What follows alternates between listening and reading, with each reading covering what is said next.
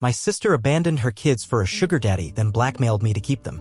I recorded everything and reported her to CPS. Justice prevailed.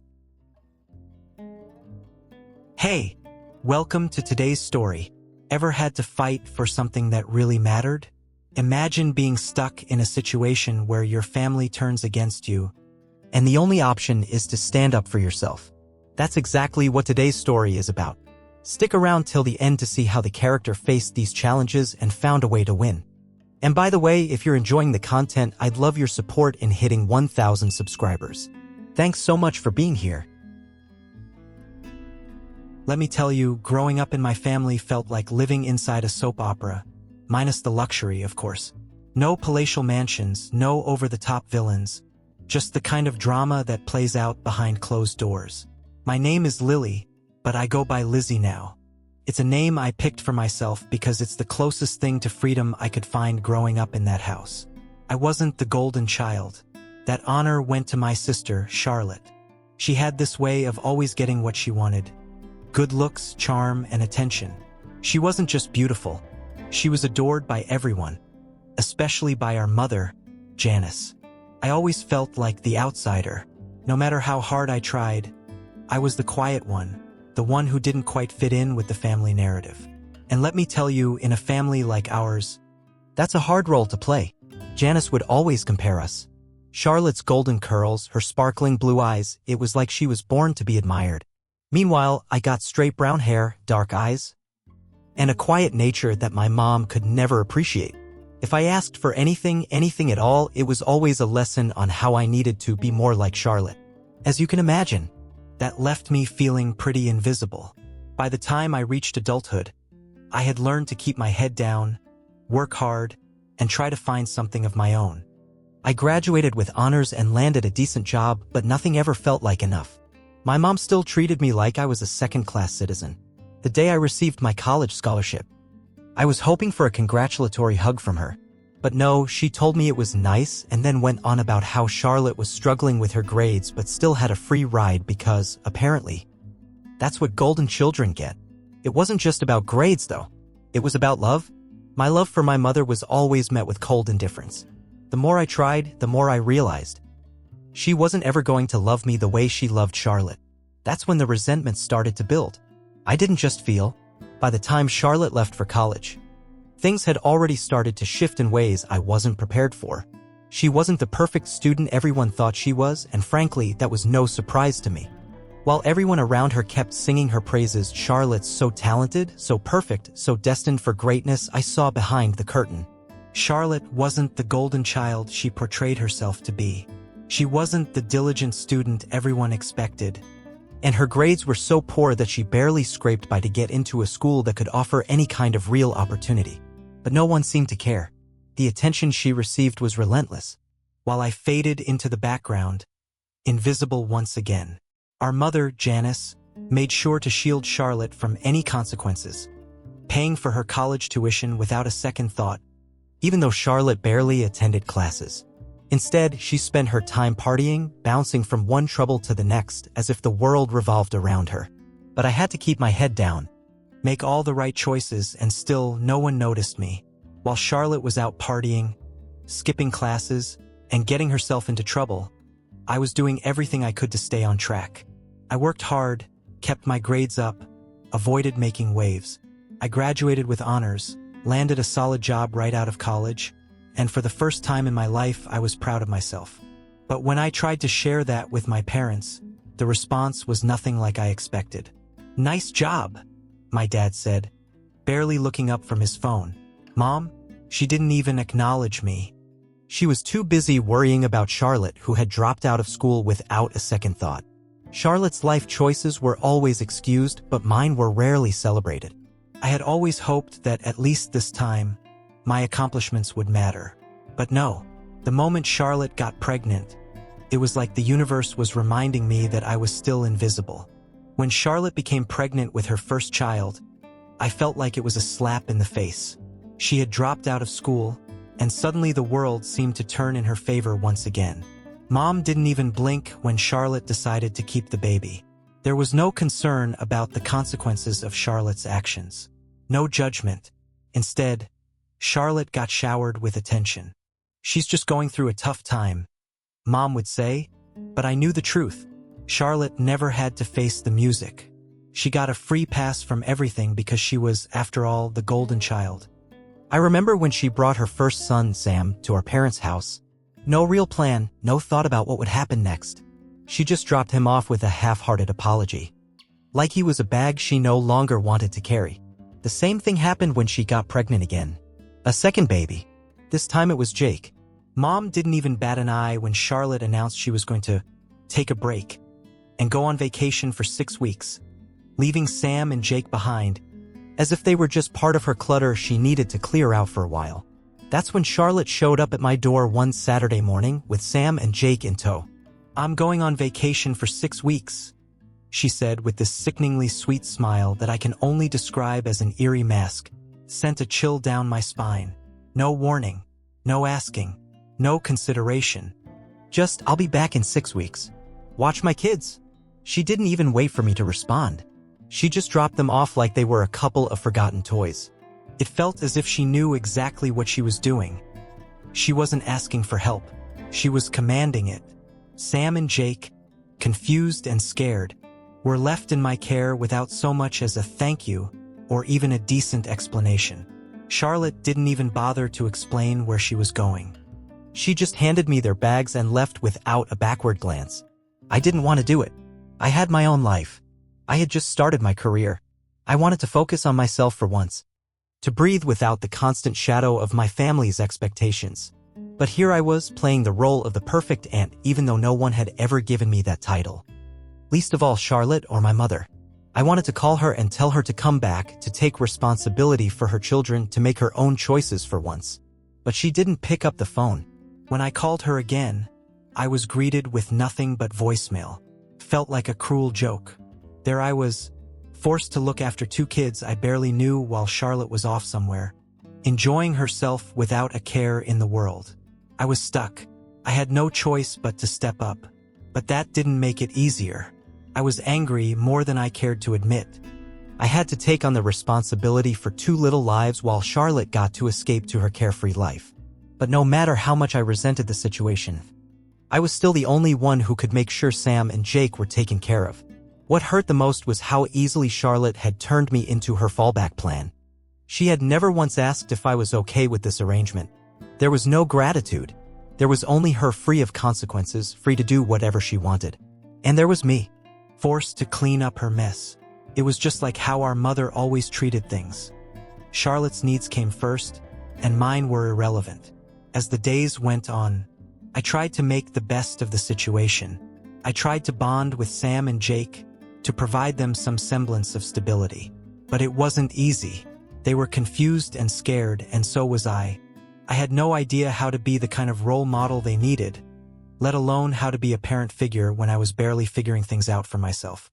Sam was withdrawn, often retreating into his little world, while Jake tried to act out for attention. I could see the sadness in their eyes, the hurt of being abandoned so carelessly.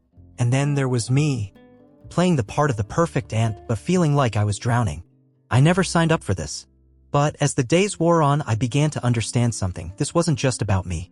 It was about them. Sam and Jake needed someone to love them, to show them that not all adults were like Charlotte and Mom.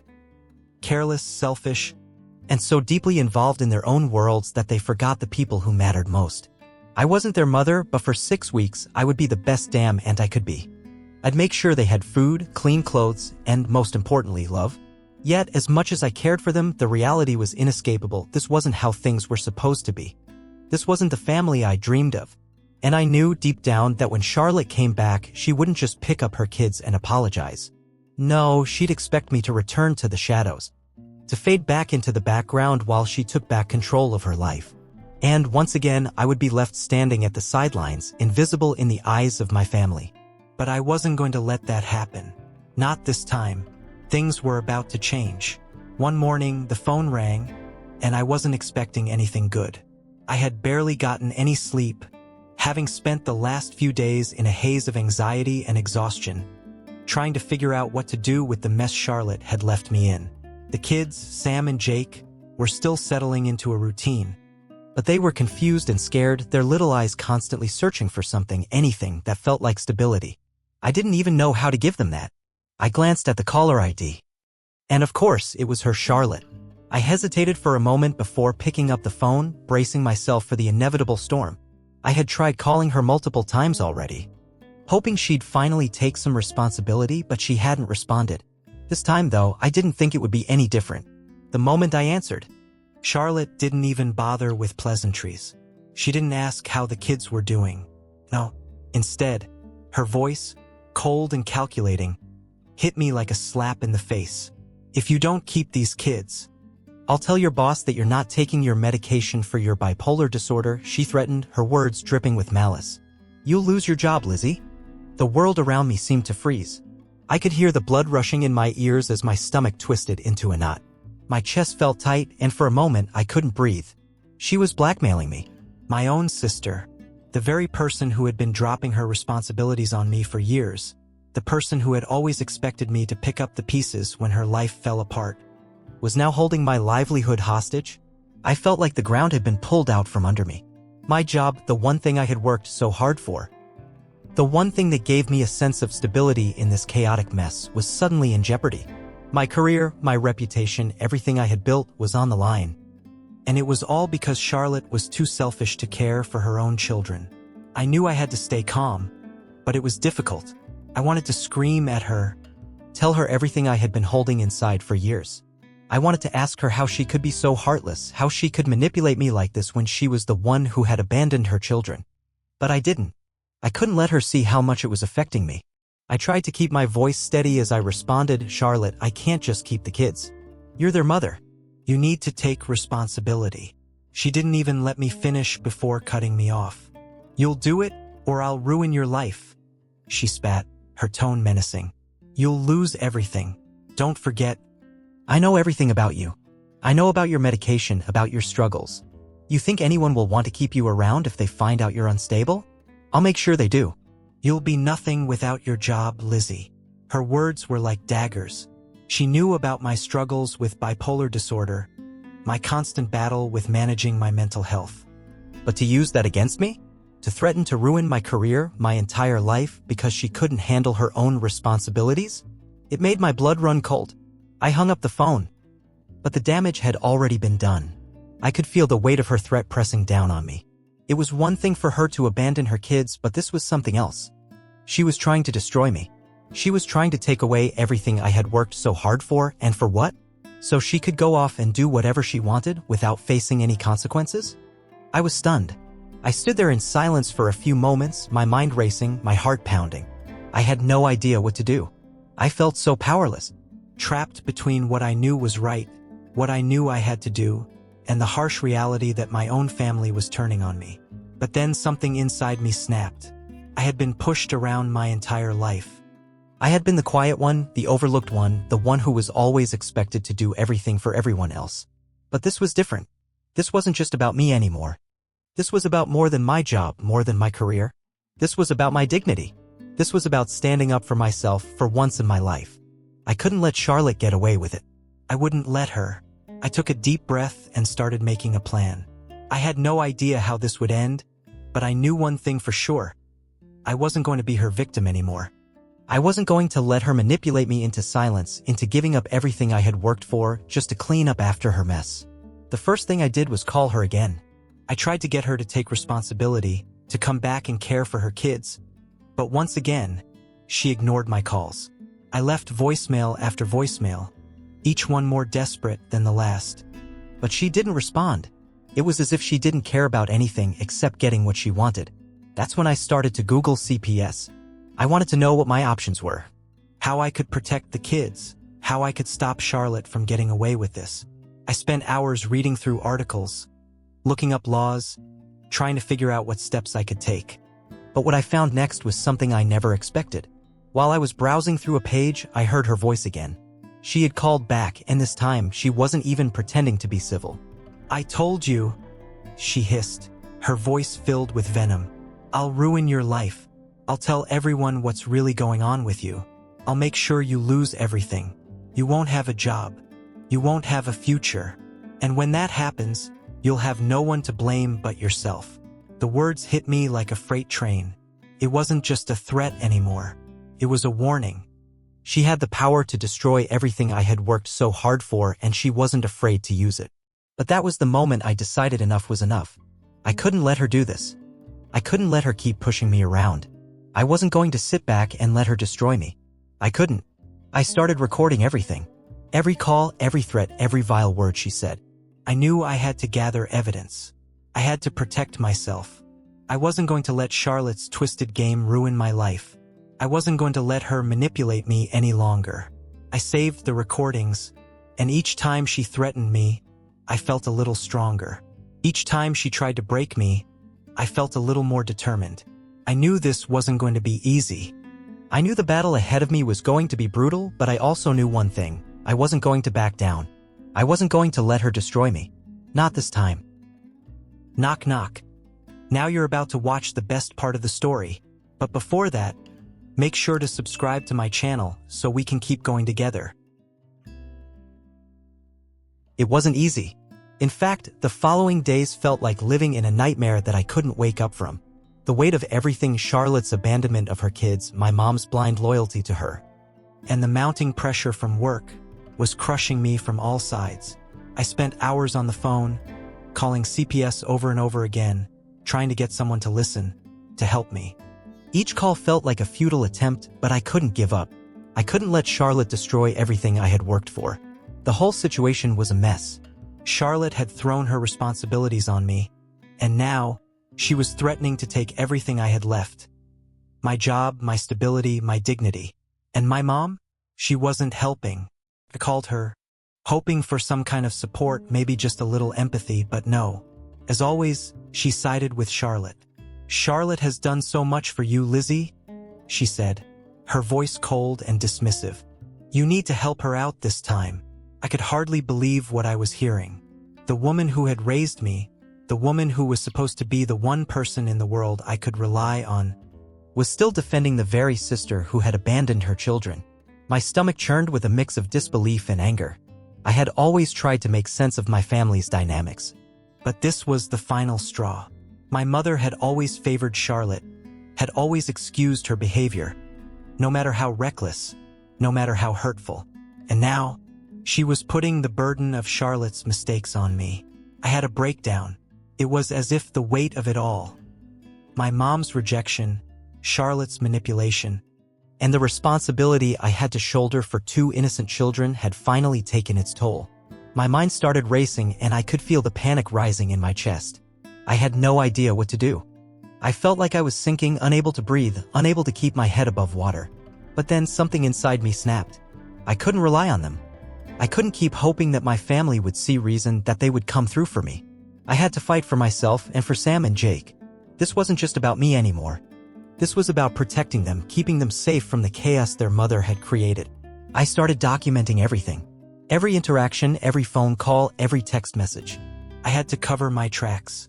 I had to make sure I had all the evidence I needed to protect myself and the kids. I knew Charlotte was a master manipulator, and I couldn't let her turn everything around on me. I wasn't going to be the one blamed for her mistakes. Not again. I gathered everything, notes, dates, times, even recordings of her threats. She'd called me multiple times, each one worse than the last. "You'll lose your job," she'd said, her voice full of venom. "I'll tell them you're not taking your meds, that you're a liability. You'll be nothing without me, Lizzie." I knew she was desperate, but she didn't know who she was messing with. I had been pushed around by her for far too long. I wasn't going to let her get away with it this time. As the days passed, I started to feel a sense of resolve building inside me. It wasn't going to be easy, and I knew the battle ahead would be long and grueling. But for the first time in a long time, I felt like I had a fighting chance. I wasn't going to let Charlotte win. I wasn't going to let her control my life any longer. Then, finally, CPS came through. After what felt like an eternity, I received a call from a social worker saying that they were opening an investigation. They'd sent an officer to my house to interview Sam and Jake, and they were taking the situation seriously. But even then, I wasn't safe. Charlotte wasn't done. Far from it. She started making calls, spreading rumors about me, trying to undermine me at work. I could almost hear her sneering through the phone, trying to convince anyone who would listen that I was unfit to care for the kids, that I was the problem. The more she tried to drag me down, the stronger my resolve became. I knew the truth. I had everything I needed to take her down. I had the recordings, the texts, the proof that she was the one who had abandoned her children, the one who had been neglectful and irresponsible. I wasn't the one who was ruining lives. Charlotte was. The moment I realized I had all the ammunition I needed to protect myself, I felt a weight lift off my shoulders. I wasn't the helpless victim anymore. I was ready to fight back. I started reaching out to lawyers, asking questions, getting advice. I was preparing myself for what was coming. But I wasn't scared. Not anymore. I had been afraid for so long, afraid of Charlotte, afraid of what my family would think, afraid of losing everything. But now I was done with fear. This was my fight, my life, and I was going to win it. The next few days were a blur of phone calls, meetings with attorneys, and making sure I had everything in place to protect my job and my future. I knew Charlotte would stop at nothing to get what she wanted, but I wasn't going to let her. I wasn't going to let her tear me apart anymore. As I sat down to gather my thoughts, preparing for the next steps in this fight, I couldn't help but think about Sam and Jake. They needed me, and I wasn't going to let them down. I was fighting for them now too. I was ready. The day of the court date arrived, and I knew that this was the moment I had been waiting for. My heart was racing, my palms sweating, but I refused to let it show. I walked into the courthouse with my head held high, trying to remind myself that this was the culmination of everything I had fought for. For years, I had been pushed aside by my family, ignored and undervalued. But not today. Today, I was going to take control of my life, once and for all. As I walked through the doors of the courtroom, I saw her. Charlotte was already there, sitting at the table, her eyes bloodshot and puffy like she hadn't slept in days. She was still trying to play the victim, her usual act of portraying herself as the one who had been wronged. She looked at me with a sneer, as if to say, "You think you can take everything from me?" But I wasn't afraid. Not anymore. I had the evidence. I had the recordings, the phone calls, the text messages. I had everything I needed to prove that Charlotte was unfit to be a mother. That her abandonment of her children was not just a mistake, it was a pattern, a cycle of irresponsibility and neglect that she had shown time and time again. And now finally, the truth was going to come out. I took my seat, trying to steady my breath, knowing that the hardest part was yet to come. My heart felt heavy with the weight of everything I had endured. But there was a flicker of hope, a spark that kept me going. I wasn't going to lose this battle. I couldn't. The judge called the court to order, and the room fell silent. The proceedings began, and I listened carefully as both sides presented their cases. Charlotte's lawyer did their best to discredit me, to paint me as an overprotective aunt who had no right to demand custody of my nephews. They tried to twist the narrative, making it seem like I was just trying to take advantage of the situation, as if I wasn't doing this for Sam and Jake, but for my own selfish reasons. But I knew better. I knew what the truth was. And when it was my turn to speak, I stood up with everything I had in me. My voice was steady, but there was a rawness in my words. I spoke about the years of neglect, about the countless times Charlotte had dropped her responsibilities onto me and then disappeared when things got tough. I spoke about how I had been there for Sam and Jake when their mother hadn't, how I had done everything in my power to give them the love and care they needed. The judge listened intently, and I could feel the shift in the room. For the first time, it felt like someone was finally seeing me for who I truly was, a person who had fought for what was right, who had given everything for the children who needed her. The weight that had been on my shoulders for so long started to lift, but there was still a gnawing fear in my chest. What if this wasn't enough? What if the judge didn't believe me? What if Charlotte found some way to turn this around? Then it was Charlotte's turn. She stood up, looking tired but still determined. She gave her usual performance, speaking about how much she loved her kids, how she was just going through a rough time, how I had always been the one to make everything harder. She played the victim, as she always had, trying to make it seem like I was the one in the wrong for standing up to her. But there was no denying it anymore. The evidence was clear. The facts were undeniable. And when the judge asked her a simple question about why she had left her kids with me for weeks on end without any explanation, Charlotte faltered. For the first time, she didn't have an answer. She was backed into a corner, and I could see the cracks in her facade. The moment the judge ruled in my favor, granting me full custody of Sam and Jake, I couldn't hold it in anymore. The tears welled up in my eyes and I let them fall freely. It wasn't just about winning, it was about finally having control of my life. The years of being treated like an afterthought, of being invisible, of being used by my own family, it all came to an end. I had done it. I had fought for what was right and I had won. Charlotte didn't say a word. She didn't apologize, didn't acknowledge how wrong she was, didn't even look me in the eye. She simply stood up, gathered her things, and walked out of the courtroom without a single word of remorse. I couldn't help but feel a sense of satisfaction, but it was tinged with a deep sadness. This was the sister I had tried so hard to protect, the one I had hoped would change. But she never did. I looked over at Sam and Jake, who were sitting quietly by my side. Their faces filled with uncertainty. I reached for their hands, squeezing them gently, and in that moment, I knew that this was the family I had always deserved. They were safe. I had done everything in my power to protect them, and now they would finally have the stability they needed. As we walked out of the courthouse together, Sam and Jake ran ahead, their laughter filling the air. They were so full of life, so free from the weight of the past, and it made my heart swell with pride. I watched them as they ran to their new bedrooms, their faces lighting up as they saw their new space. I felt a deep sense of peace settle over me as I realized that this was just the beginning. This was the start of a new chapter for all of us. I had found the family I had always wanted. Not the one I was born into, but the one I had created, the one that mattered. Sam and Jake were my family now, and nothing would ever tear us apart. And as I watched them laughing and playing in their new rooms, I couldn't help but smile. All the pain, all the heartache, all the struggles, it had been worth it. Because in the end, I had won. I had my nephews, and they were safe. That was all that mattered. Conclusion. This story is more than just about family drama or betrayal. It's about standing up for yourself, even when everyone around you tries to tear you down. It's about finding strength when all you've known is weakness. And most importantly, it's about knowing that no matter what life throws at you, you can always find a way to fight back. What do you think about today's story? I'd love to hear your thoughts, feelings, or any feedback you have. Leave a comment below. Don't forget to like and subscribe so you won't miss out on the next exciting chapter. Your support means the world to me. Thanks for sticking around and listening to the whole story. Can't wait to share more with you soon.